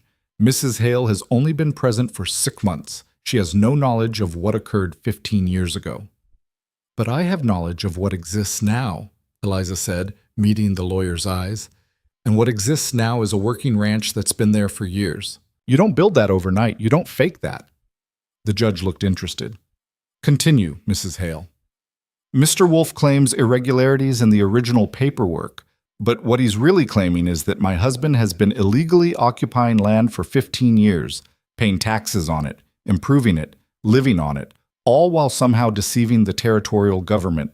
She leaned forward. That's not fraud. That's either incompetence on the part of the government, which I doubt, or a legitimate claim that's being challenged for profit. That's a serious accusation, Wolf's lawyer said. Is it? Because I've done some research of my own. Eliza pulled out a paper. In the last 5 years, Mr. Wolf has filed claims against 7 different small landholders in this valley. 7. And in every case, he claimed irregularities in their original paperwork. In every case, the original documents mysteriously went missing from county records. And in every case, he ended up owning the land. The courtroom murmured. Wolf went very still. That's quite a pattern, the judge observed. Where did you get this information, Mrs. Hale? Public records, Your Honor, land transfers, court filings. It's all there if you look for it. Patterson stepped forward. Your Honor, we'd like to submit these documents as evidence of a pattern of predatory land acquisition. We believe Mr. Wolf has been systematically targeting small holders, creating or exploiting paperwork issues and forcing them out. That's outrageous, Wolf's lawyer sputtered. My client is a legitimate businessman. Then he won't mind explaining why 7 separate families lost their land to him under identical circumstances. Patterson's voice was steel. And he won't mind explaining why the county clerk suddenly had new boots after Wolf visited the records office last month. The judge's expression hardened. Mr. Wolf, stand up. Wolf stood, smoothed his vest, but his confidence had cracks now. These are serious allegations, the judge said.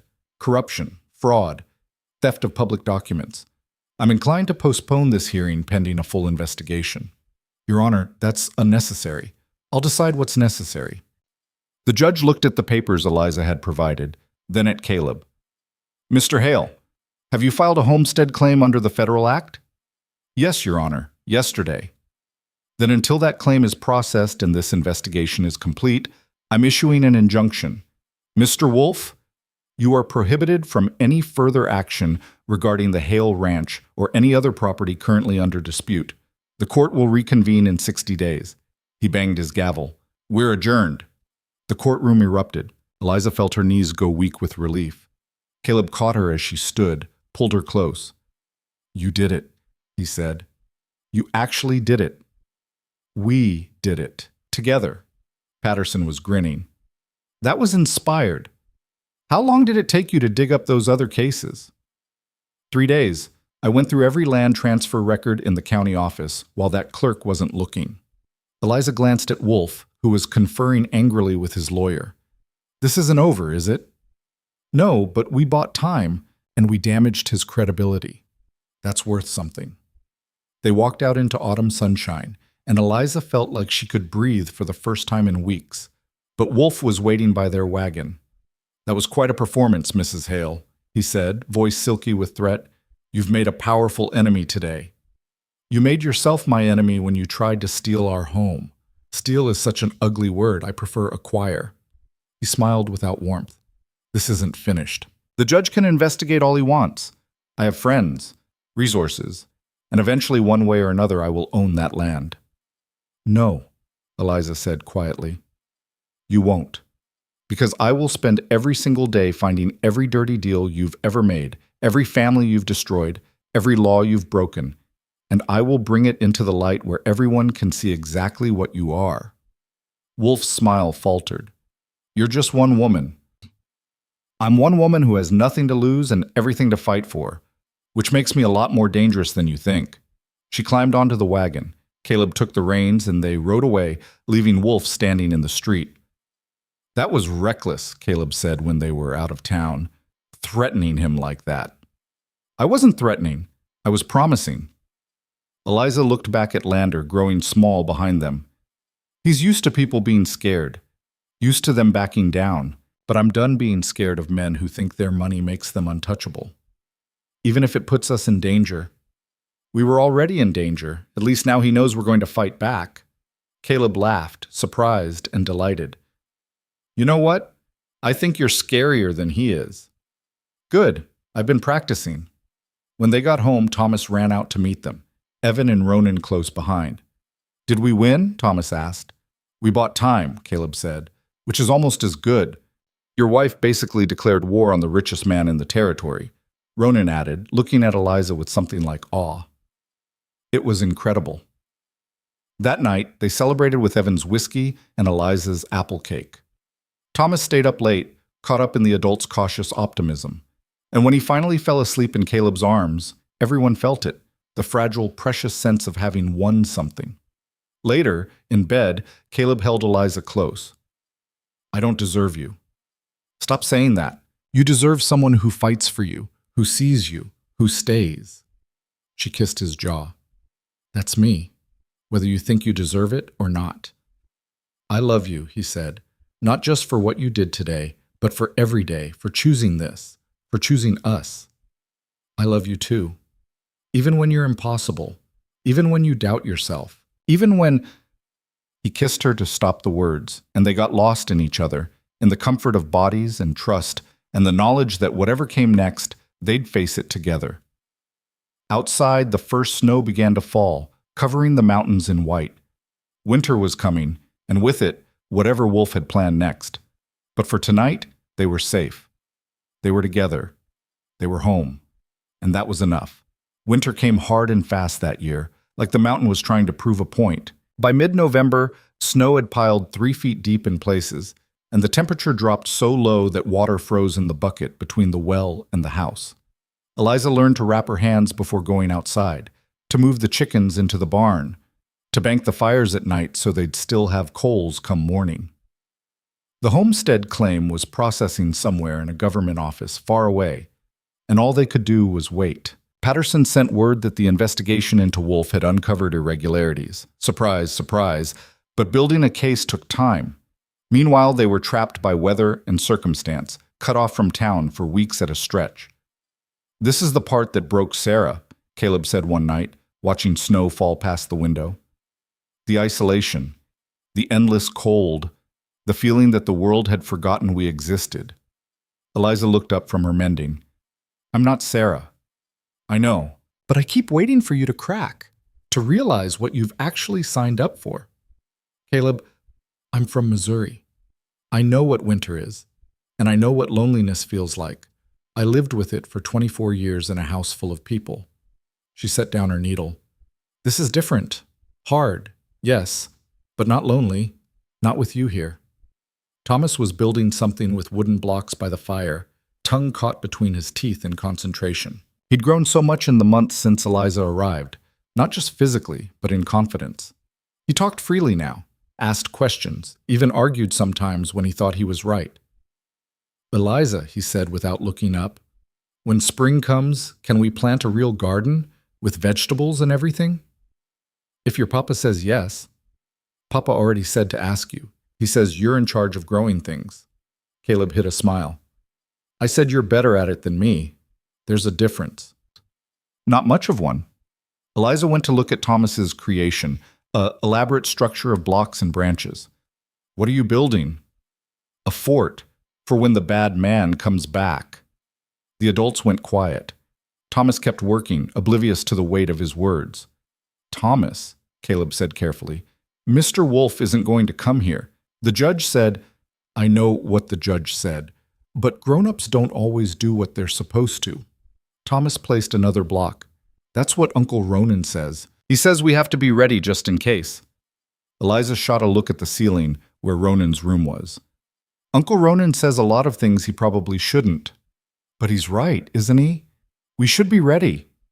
Caleb knelt beside his son. Yes, we should always be prepared. But that doesn't mean we live scared, all right? The judge is investigating. Mr. Patterson is building our case. And even if things go wrong, we'll handle it together. As a family? As a family. Thomas nodded, satisfied, and went back to his fort. But later, when he was asleep, Ronan came downstairs with a rifle. What are you doing? Eliza asked. Making sure Thomas's fort isn't the only defense we have.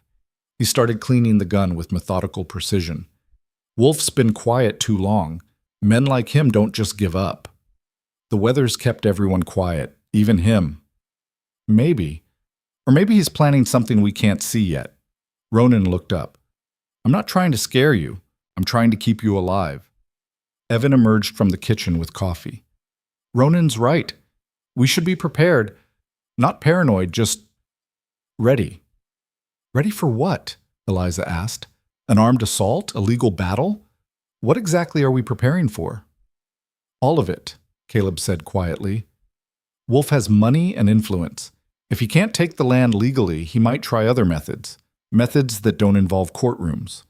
Eliza felt cold that had nothing to do with winter. You think he'd actually hurt us? I think he's used to getting what he wants. And desperate men do desperate things. That night, Eliza couldn't sleep. She kept thinking about Thomas building forts, about Ronan cleaning guns, about the casual way they all discussed violence like it was weather. She'd thought escaping Missouri would mean escaping conflict, but she'd just traded one kind for another. Around midnight, she got up and went downstairs. Caleb was at the table, going through papers again. The endless, futile search for something they'd missed, some proof they could use. You should rest, she said. So should you. She sat across from him, looked at the scattered documents, tax records, bills of sale, letters from the territorial office, 15 years of life reduced to paper. What if we lose? She asked. Caleb's hand stilled. Then we start over, somewhere else. Huh? Just like that? Walk away from everything you've built? If it keeps you and Thomas safe, yes. He looked at her, eyes shadowed with exhaustion. This land matters, but you matter more. I learned that lesson once the hard way. I won't forget it again. Sarah, Eliza said softly, I held on to this place when I should have let her go back to Denver. Just for a visit, just to breathe. But I was so damn stubborn, so sure that if we just pushed through one more winter, she'd adjust. She'd learn to love it like I did. His voice broke. And it killed her. My stubbornness killed her. Caleb, no. Yes, I know you don't want to hear it, but it's true. And I won't make that mistake twice. If staying here puts you in danger, we leave. End of discussion. Eliza reached across the table, took his hand. What if I don't want to leave? Then I guess we're both stubborn. She smiled despite the fear sitting heavy in her chest. Guess so. The answer came in late December, delivered by a rider who nearly killed his horse getting through the snow. Patterson had sent word. The investigation had uncovered enough evidence of fraud to bring formal charges against Wolf. Bribery, forgery, theft of public documents. The man was looking at prison time. More importantly, the judge had ruled in their favor. The homestead claim was approved. The land was theirs, federal and final. Caleb read the letter 3 times before he believed it. Then he picked Eliza up and spun her around the kitchen, both of them laughing like children. We won, he said. We actually won. We did. Eliza kissed him, hard and celebratory. And Wolf?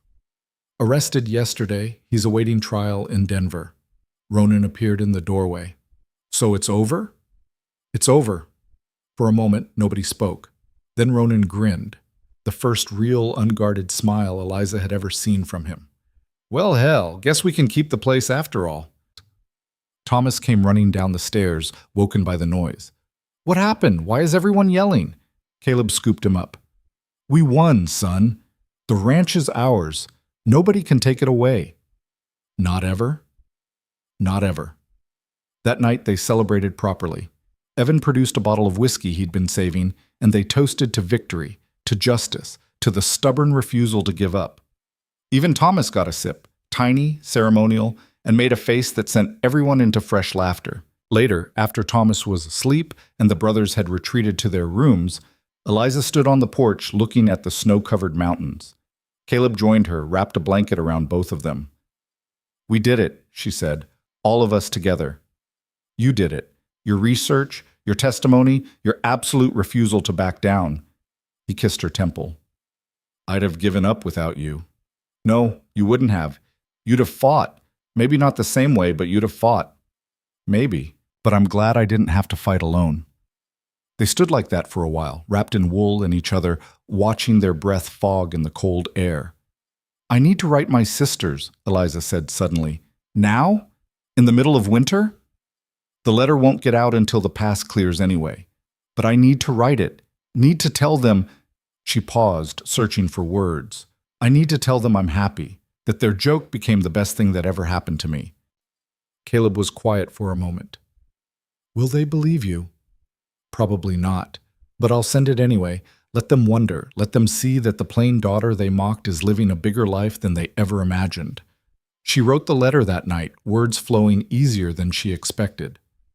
Dear Charlotte and Vivian, I'm writing to let you know I'm well. More than well, actually. I'm happy. The ranch you sent me to as a joke has become my home. The man you thought I'd married out of desperation has become the love of my life. His son calls me by name and trusts me with his heart.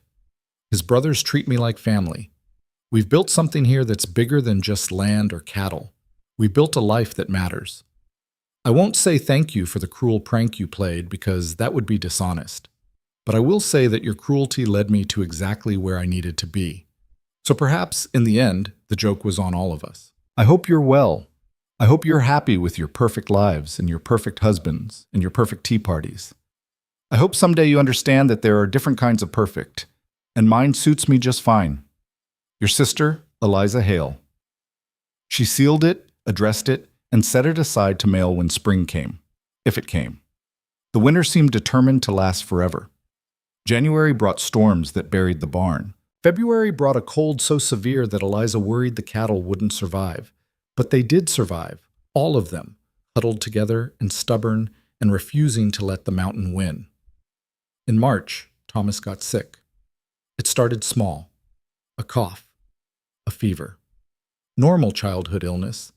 But it got worse fast until he was burning up and struggling to breathe, and Eliza was remembering every terrible story she'd ever heard about children lost to winter sickness. We need the doctor, she said, but the snow was still too deep to reach town, so they fought it themselves. Eliza stayed up for 3 days straight, cooling Thomas with damp cloths, forcing water and broth down his throat, watching his small chest rise and fall with painful effort. Caleb paced the hallway, helpless and terrified. Ronan rode out in a blizzard trying to find a path to town and came back empty-handed. On the third night, Thomas's fever broke. Eliza was dozing in the chair beside his bed when she felt a small hand on her arm. She jerked awake to find Thomas looking at her with clear eyes. I'm thirsty, he whispered. She nearly sobbed with relief. I'll get you water. Eliza? His voice was so small. I was scared. I know, baby. Me too. But you stayed, the whole time. You didn't leave. Of course I didn't leave. I'll never leave you. He studied her face with a child's unnerving perception. You're really my mama now, aren't you? Not just Papa's wife. My mama. Eliza's throat closed. If you want me to be. I want you to be. She gathered him carefully, mindful of his fragile state, and held him while he cried quiet tears of relief and exhaustion, and something that might have been joy. When Caleb came in to check on them, he found them like that. Thomas curled in Eliza's lap, both of them asleep in the chair. He stood in the doorway for a long time, just watching, and when Ronan came up behind him, Caleb whispered, "She's his mother. Really, truly. Not just in name." "Yeah," Ronan said. "We can all see that." "I don't know what I did to deserve her." "You opened the door when she knocked. Sometimes that's all it takes." Spring came late but came hard, snow melting in rushing floods, the world turning from white to green almost overnight. The pass cleared, mail started moving again, and with it came news. Wolf had been convicted. Fraud, bribery, criminal conspiracy. He'd spend the next 5 years in prison, and his land holdings were being liquidated to pay restitution to the families he'd cheated. "Justice," Evan said, reading the newspaper. "Actual justice. I didn't think it existed anymore." "It exists," Eliza said. "Just sometimes it needs help finding its way." Patterson wrote personally to congratulate them and to let them know that several families Wolf had displaced were getting their land back. The territorial government was reviewing all land claims filed in the past decade, cleaning up the corruption. "You started something," Caleb said, showing Eliza the letter. "One stubborn woman who refused to accept injustice." "One stubborn family," she corrected. "I just did the research. You all did the rest." May brought Eliza's sisters. They arrived unannounced, stepping down from a hired wagon looking ridiculous in their city finery. Charlotte's dress dragged in the mud. Vivian's hat kept blowing off in the mountain wind. They looked around the ranch with expressions of poorly concealed horror. "Eliza!" Charlotte called. "Are you here?" Eliza emerged from the garden, dirt under her nails, hair coming loose from its braid. She'd been planting, the vegetables Thomas wanted, and she looked nothing like the girl who'd left Missouri. "Charlotte, Vivian." She straightened, wiped her hands on her apron. "This is unexpected." "We got your letter," Vivian said. "We had to see—" She stopped, gestured vaguely. "We had to see if you were all right. If I was telling the truth, you mean." Charlotte had the grace to look ashamed. "We worried. After what we did, after you sent my name as a joke and expected me to be humiliated?" "Yes." Charlotte's voice was small. "That." Caleb appeared from the barn, Thomas on his shoulders. Ronan and Evan followed, and suddenly Eliza's sisters were surrounded by large, weathered men who looked at them with open suspicion. "These the sisters?" Ronan asked. "These are they." "Huh." He looked them up and down. "Thought they'd be taller." Vivian's mouth fell open. Charlotte actually stepped back. "Ronan, be nice," Eliza said, fighting a smile. "They're guests." "Are they? Didn't seem like they treated you much like family." Nevertheless, she turned to her sisters. "You've come a long way. Come inside. I'll make coffee." The house was modest compared to what her sisters were used to, but Eliza had made it warm. There were curtains at the windows, rugs on the floors, Thomas's drawings pinned to the wall. It looked lived in, loved, real. Charlotte touched a quilt draped over the sofa. "Did you make this?" "Started it. Sarah, Caleb's first wife, finished most of it. I just added the border." "It's beautiful." "It's practical. Keeps us warm." They sat at the kitchen table, the same table where Eliza had learned to be a wife, a mother, a fighter. She poured coffee and set out bread and butter and watched her sisters struggle with what to say. Finally, Charlotte broke. "We're sorry. We were cruel and thoughtless, and we treated you terribly your whole life, and you deserved so much better." "Yes," Eliza said simply. "I did." "But you seem—" Vivian looked around. "You seem happy, truly happy. Not just saying it. I am happy. This life is hard. The winters are brutal. The work never stops. We nearly lost everything to a corrupt land baron, and Thomas nearly died from fever. But I'm happy because I matter here, because these people see me, because I'm not invisible anymore." Thomas climbed into Eliza's lap, studied her sisters with solemn eyes. "Are you the mean-aunts?" "Thomas," Caleb said, half laughing. "Well, are you?" Thomas pressed. "The ones who made Eliza sad before she came here?" Charlotte's eyes filled. "Yes, we are, and we're very, very sorry. You should be. Eliza's the best. She makes good bread and reads stories, and she saved Papa and Uncle Ronan and me." He looked at Eliza. Are we going to forgive them? Eliza kissed the top of his head. What do you think we should do? I think, Thomas considered carefully, I think people make mistakes. And if they're really sorry, we should give them another chance. That's what you told me when I broke Uncle Evan's saw. Very wise. She looked at her sisters. You heard the expert. You get another chance. But only one. Charlotte reached across the table, took Eliza's hand. Thank you. We don't deserve it. No, but I'm giving it anyway, because holding on to anger is exhausting, and I have better things to do with my energy. Vivian was crying now, trying to hide it. You've changed so much. You're so strong. I was always strong. You just never noticed. Her sisters stayed 3 days. Eliza showed them the ranch, introduced them to the cattle, taught them how to gather eggs without getting pecked. Charlotte tried to help with dinner and nearly set the curtains on fire. Vivian attempted to milk a cow and got kicked for her presumption. By the time they left, they were humbled, awed, and genuinely apologetic. Write to us, Charlotte said at the wagon. Tell us about your life. We want to know, really know. I will, sometimes. And maybe we could visit again? In summer when it's less, she gestured at the mountains, less overwhelming? Yes, Eliza smiled. Maybe. We'll see. After they left, Caleb wrapped his arms around her from behind. That must have been satisfying, watching them struggle. A little, but mostly it was just sad. They spent so much time being cruel that they missed out on knowing me. That's their loss. Their definite loss. My definite gain. June brought the news Eliza had been half expecting, half dreading. She was pregnant. She knew before the midwife confirmed it, knew from the nausea, the exhaustion, the way her body felt both foreign and familiar. When she told Caleb, he went pale. But Sarah, I'm not Sarah, Eliza said firmly. We've established this.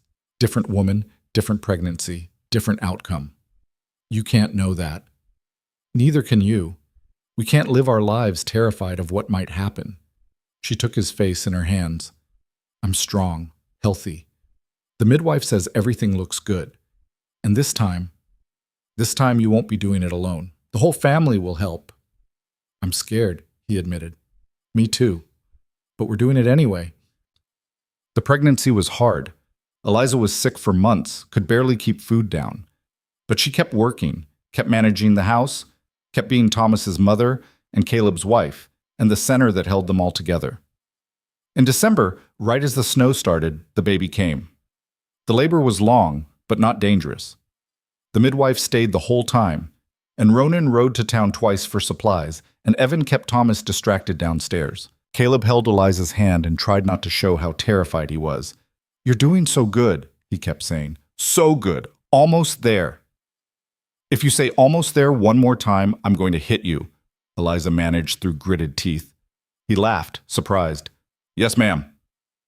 The baby was born just after midnight, a girl, healthy and furious, with remarkable lungs. The midwife cleaned her up, checked her over, pronounced her perfect. Want to hold your daughter? She asked Caleb. He took the baby with shaking hands, stared down at her with wonder. She's so small. She's perfect, Eliza said, exhausted and elated. Let me see her. They sat together, the three of them, while downstairs the brothers celebrated and Thomas demanded to know if he could come up yet. What should we name her? Caleb asked. Eliza studied the baby's face, Caleb's nose, her own chin, eyes that hadn't decided what color they'd be yet. Rose, for new beginnings. Rose Hale. Caleb tested it. I like it. Rose Hale it is, then. When Thomas finally came up, he approached the bed with exaggerated care. Is that the baby? That's your sister, Rose. He peered at her, fascinated. She's really small and kind of red. You were too once. Can I hold her?